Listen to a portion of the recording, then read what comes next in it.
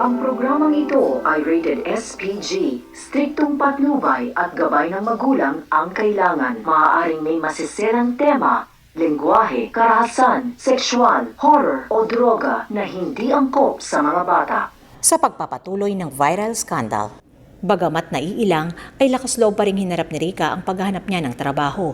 Nang tawagin nga ang kanyang pangalan ay dali-dali itong pumasok sa loob ng kwarto. Maganda ang takbo ng kanyang interview at nagustuhan nga rin ng nagtatanong ang kanyang mga iginuhit na larawan. Wika ng babae, bakit parang pamilyar nga raw itong si Rica? Tinignan nga rin niya ang resume ng dalaga at sinabing pati nga raw ang pangalan nito ay tila pamilyar din sa kanya. Nalungkot naman itong si Rica sapagkat batid niya na baka napanood na nga ng naturang babae ang kanyang video. Isang empleyado naman ang pumasok at nagsenya sa nagtatanong. Agad naman niyang chinek ang kanyang telepono at hindi nagtagal ay tama nga ang hinala ni Rica. Diretsahan siyang nireject nito at sinabi niya sa dalaga na mas magiging unfair nga raw kay Rica kung papaasahin niya lamang ito. Samantala, matapang na nagpunta itong si Carla sa loob ng palengke at tinitigan niya nga ng napakasama itong si Audrey Ramones. Naalala niya ang ginawang pagbasura sa kaso ng kanyang anak, ngunit mas pinili na lamang niya na huminahon at tumalikod. Sa pagkakataong siya ay aalis na nga, bigla naman siyang napansin ng kausap ni Audrey.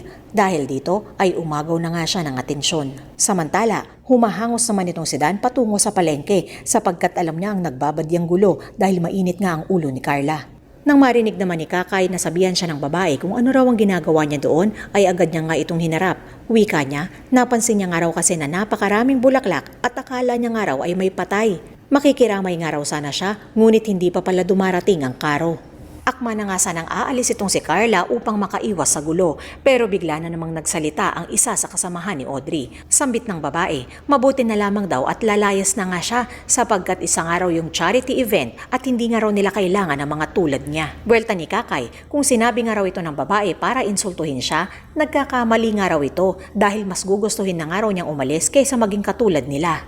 Tanong ni Audrey, katulad namin? Ano daw ba ang ibig sabihin ni Carla sa kanyang sinabi? Tugon ng isa, ano nga raw ba ang gusto nilang isagot niya? English o Tagalog? Galit na sinabi nito na tulad nga raw nila na ginagamit ang kanilang pera at impluwensya upang pagtakpan lahat ng kanilang mga kasalanan. Tulad nila na walang konsensya, sasaktan at sisirain ang buhay ng isang inosenteng babae, mapagtakpan lamang daw ang pamilya nilang kriminal. How dare you? Sagot ni Audrey. Agad naman siyang pinigilan ni Carla at sabihing wag naman daw siyang sigawan sa harap ng mga tao. Wag nga rin daw nilang sabihin na sinungaling siya dahil kaibigan niya mismo ang kapatid ng pisgal. Galit na tanong ni Carla, ganun nga rin daw ba sila magtawanan nung pinagpaplanuhan nila kung papaano nila sisirain ang buhay ng kanyang anak?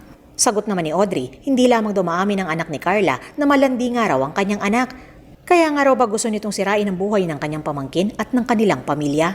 Dagdag pa ni Audrey, hindi lamang daw sinungaling si Rica, kundi homewrecker din, tulad nga raw ng kanyang ina na isang kabit. Sa galit ni Kakay, akma na nga sana niyang babatuhin ang kanyang basket itong si Audrey, ngunit nakapagtimpi naman siya at sinabing hindi na raw niya gagawin upang hindi raw mangamoy bulok ang kanyang basket. Gulat na gulat naman ang mga kaibigan ni Audrey at ayon sa kanila ay parang nga raw squatter itong si Carla, muntik na nga raw niyang batuhin itong si Audrey. Pero tila na insulto naman itong si Audrey sa ginawa ni Kakay. Naghanap nga siya ng isang bagay at napag-interesan naman niya ang mikroponong kanyang nasa tabi. Agad niya itong dinampot at binato kay Carla. Gulat na gulat si Audrey nang makita niyang tinamaan sa likod ang kanyang asawa na si Mayor Troy.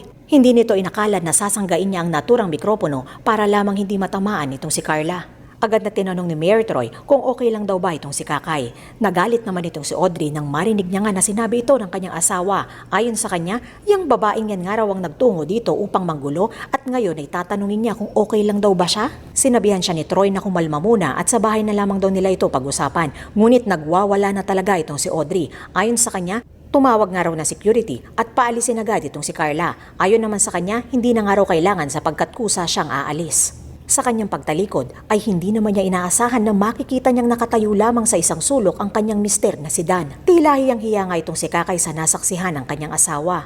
Napalingon na lamang itong si Carla kay Troy at umusad na lamang ng nakayuko. Agad na hinatak ni Carla si Dan papalayo ng palengke. Gulat na naman itong si Audrey nang makita niyang sinundan ni Troy ang mag-asawa. Sinubukan niya nga itong pigilan ngunit walang nangyari. Pinigilan sila ni Troy at sinabing pag-usapan daw nila ni Carla ang problema.